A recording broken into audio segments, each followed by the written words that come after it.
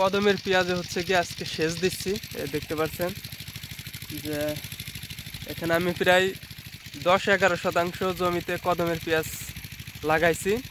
তো দেখতে পাচ্ছেন যে মাশাআল্লাহ অনেক ভালো কোয়ালিটির কদম কিন্তু আমার এই বছর হয়েছে আপনাদের দোয়ায়। দেখতে পাচ্ছেন যে কদমগুলার কোয়ালিটি বেশ মাশাআল্লাহ অনেক ভালো। এই প্রত্যেকটা গাছে কিন্তু ওই যে কড়ি আসতেছে, এই কড়িগুলা কিন্তু আমরা রেখে দিচ্ছি, এই কড়িগুলা ভাঙবো না, যেহেতু আমরা এখান থেকে বীজগুলা সংগ্রহ করব।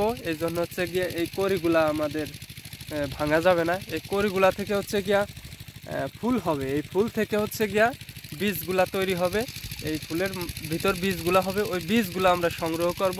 এই যে দেখতে পাচ্ছেন যে একটা কালি বড় হয়ে গেছে, আর একটা কালি এই যে কেবল বের হচ্ছে, আবার দু একটা থেকে এই যে কেবল বের হচ্ছে। দেখতে পাচ্ছেন যে আগ পাশ হয়ে গেছে। এই সেচ দিলে হচ্ছে গিয়ে প্রত্যেকটা কদম একসাথে বের হবে, এই যে কালিগুলো একসাথে বের হবে, একসাথে ফুল আসবে।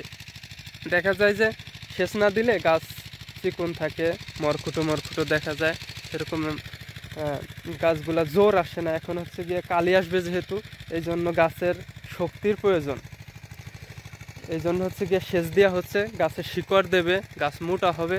এই কালি আসলে পরে গাছের এই যে দেখতে পাচ্ছেন যে কালি আসতেছে, এই কালিগুলা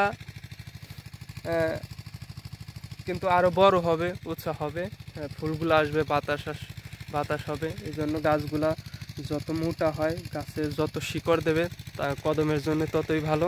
আর কালি সেচে দিলে সব কালিগুলো একসাথে আসবে, ফুলগুলো একসাথে ফুটবে।